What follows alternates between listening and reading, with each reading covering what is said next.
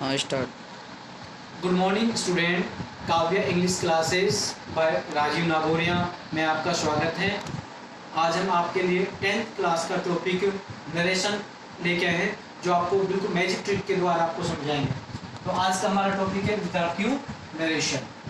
तो नरेशन को 2 पार्ट्स में डिवाइड किया गया है, डायरेक्ट नरेशन और इनडायरेक्ट नरेशन। सबसे पहले इनका अर्थ समझना आवश्यक है। डायरेक्ट नरेशन क्या होता है? जब वक्ता या पर्सन, जब वक्ता के कथन को ज्यों का त्यों मीन्स एज इट इज कहा जाए, वो हमारा कहलाता है डायरेक्ट नरेशन। अब हम बात करते हैं इनडायरेक्ट नरेशन की। जब वक्ता के कथन को अपने शब्दों में कहा जाए परंतु उसका अर्थ परिवर्तित नहीं होना चाहिए, तो वो कहलाता है हमारा इनडायरेक्ट नरेशन। अब इस टॉपिक को आगे पढ़ने से पहले इसकी कुछ टर्म्स होती हैं जो हमें आगे टॉपिक में काम आएगी, उनके बारे में पढ़ लेते हैं, जिनको मैं आपको एक छोटे से एग्जांपल के द्वारा समझाता हूं। जैसे Raj said to Zubair comma inverted comma I am going to college. देखो ये हमारा कोमा और ये कहलाता है इन्वर्टेड कोमा। कोमा और इन्वर्टेड कोमा के जो बाहर का जो पूरा भाग है ये हमारा कहलाता है रिपोर्टिंग क्लोज। क्या कहलाता है? Reporting close. ये इसको रिपोर्टिंग वर्ब भी कह सकते हैं। और कोमा इन्वर्टेड कोमा के बाहर का पूरा भाग ये हमारा कहलाता है रिपोर्टेड क्लोज। क्या कहलाता है? Reported close. अब इनका देखो, ये जैसे रिपोर्टिंग क्लोज है राज, ये इसका सब्जेक्ट, ये इसकी वर्ब और ये इसका ऑब्जेक्ट। ऐसे ही रिपोर्टेड क्लोज की बात करते हैं, सब्जेक्ट ये इसकी एचवी हेल्पिंग वर्ब हो गई, ये इसकी मेन वर्ब और ये इसका ऑब्जेक्ट। तो इस टॉपिक को जानने से पहले हमें इनके बारे में पता होना चाहिए। रिपोर्टिंग क्लोज का सब्जेक्ट भी होता है, इसमें मेन वर्ब भी होती है, ऑब्जेक्ट भी होता है, क्या क्या चीजें होती है। अब देखो इसके सिंपल जो रूल्स है उनके बारे में पहले हम बात करेंगे कि डायरेक्ट से इनडायरेक्ट कैसे बदला जाता है। तो पहले हम जो सिंपल सेंटेंस हैं, सिंपल सेंटेंस को कैसे इनडायरेक्ट में चेंज किया जाता है उनके रूल्स के बारे में हम बात करेंगे।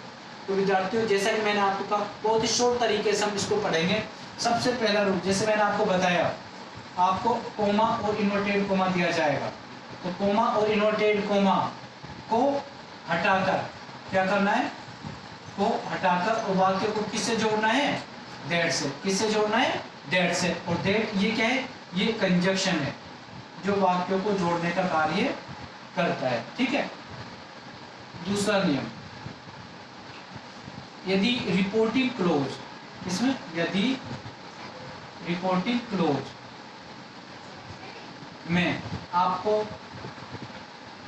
प्रेजेंट या फ्यूचर टेंस दिया गया है, ठीक है, रिपोर्टिंग क्लोज में प्रेजेंट या फ्यूचर टेंस दिया गया है, तो रिपोर्टेड क्लोज के टेंस में कोई परिवर्तन नहीं किया जाता है, मतलब नो चेंज। और यदि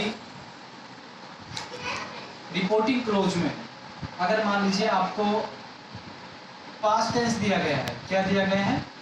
पास्ट टेंस, अर्थात सेड दिया गया है, तो अंदर के टेंस को भी पास्ट टेंस में बदल दिया जाता है। किसमें बदल दिया जाता है? पास्ट टेंस में बदल दिया जाता है, जिसको कि हम एक छोटी सी टेबल के द्वारा समझेंगे पहले कि किस तरह से इसको चेंज किया जाता है। तो इसके लिए हम एक छोटी सी टेबल बनाएंगे। जैसे डायरेक्ट, ये तो आपको चीजें दी जाएंगी, और इनडायरेक्ट बनाते समय इसमें आपको इसको परिवर्तित करना है। जैसे मान लीजिए डायरेक्ट में आपको दे रखा है प्रेजेंट सिंपल टेंस, तो आपको इसमें क्या करेंगे? हम इसको पास्ट सिंपल टेंस में परिवर्तित कर देंगे। अब देखो बिल्कुल सिंपल तरीके से प्रेजेंट सिंपल पास्ट सिंपल में, अगर मान लो प्रेजेंट कंटिन्यूस टेंस दे रखा है तो हम इसको क्या करेंगे, पास्ट कंटिन्यूस में चेंज कर देंगे। अगर मान लीजिए प्रेजेंट परफेक्ट टेंस दिया गया है तो इसको पास्ट परफेक्ट में चेंज कर देंगे। ऐसे ही मान लीजिए अगर यहाँ पर आपको प्रेजेंट परफेक्ट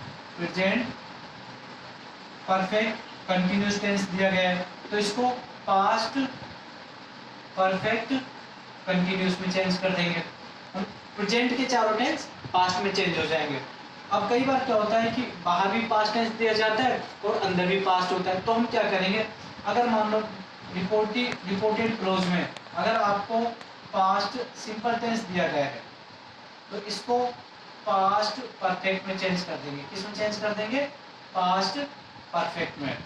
अगर मान लीजिए यहाँ पे आपको पास्ट कंटिन्यूस दे रखा है तो इसको हम पास्ट परफेक्ट कंटिन्यूस टेंस में चेंज कर देंगे। अब जैसे मान लो कुछ यहाँ पे आपको विल, सेल या कैन दे रखा है तो ध्यान रखो विद्यार्थियों, विल का हो जाता है वुड और शेल का हो जाता है शुड और कैन का हो जाता है वुड। और अगर मान लीजिए कई बार वाक्य यही सब दे रखे हैं डायरेक्ट वुड और शुड, तो इनडायरेक्ट बनाते समय इनमें नो चेंज, कोई परिवर्तन नहीं किया जाएगा। अब आगे देखते हैं।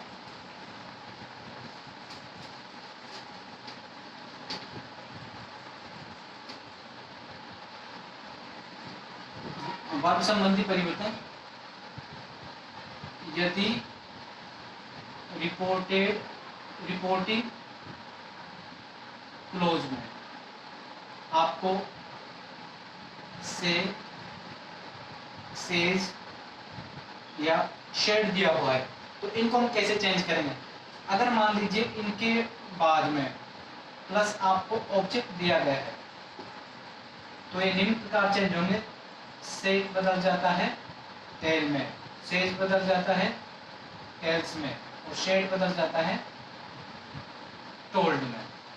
ये कब बदलेंगे, जब इनके बाद में ऑब्जेक्ट दिया जाए। और यदि मान लीजिए इनके बाद में ऑब्जेक्ट नहीं दे रखा है, अगर इनके बाद में नो ऑब्जेक्ट, कोई ऑब्जेक्ट नहीं दिया गया है तो इनमें कोई परिवर्तन नहीं होता, नो चेंज।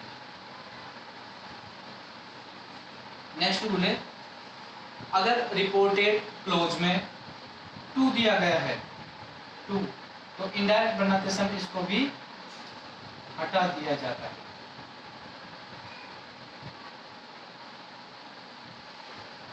ठीक है।